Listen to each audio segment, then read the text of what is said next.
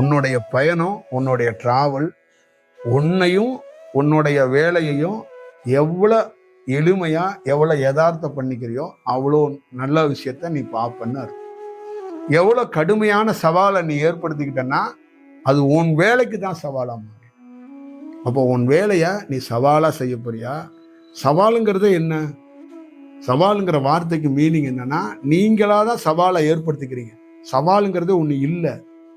ஒருத்தர் நம்மளை திட்டிட்டாரு, ஒருத்தர் நம்மளை அசிங்கப்படுத்திட்டாரு, அவருக்கு முன்னாடி நம்ம ஜெயிச்சு காட்டணும் அப்படின்னு நினைக்கிறோம். அது என்ன சவால் தானே? அப்படி ஆப்போசிட்ல ஒருத்தர் இல்லை அப்படின்னு நினைச்சிட்டா சவால் இல்லை. அப்ப அங்க என்னன்னா நாம இயல்பா பயணிச்சுக்கிட்டே இருப்போம். அப்ப அங்க என்ன ஆகும்? ஒரே ஒரு முறுக்கு நமக்கு கிடைக்கும். ஒரு முறுக்கு கிடைக்கும். இன்னைக்கு ₹1 ஒரு விவசாயி என்ன பண்ணிடுவான்னா, ₹50 முறுக்கு கிடைக்கும்னு நினைச்சா அன்னைக்கு ஏமாத்தப்படுறான்.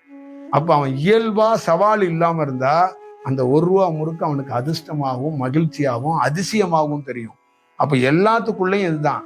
வேலை கிடைக்கல, படிக்கல, பக்கத்து வீட்டுல ஒட்டிட்டான், பக்கத்து வீட்டுல படிச்சுட்டான், இந்த ஆறு இப்படி ஓடுது, இந்த ஆறு இப்படி வருது, இப்படி எல்லாம் இருந்தா அங்க யார் பாதிக்கப்படுவானா?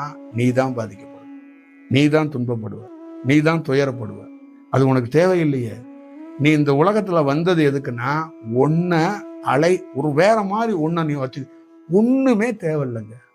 ₹1 நாணயம் இல்லாம ஒருத்தர் மகிழ்ச்சியா பிறந்ததுல இருந்து சாவர வரைக்கும் வாழ்ந்துட்டு போயிடலாம். ஒண்ணுமே தேவை கிடையாது.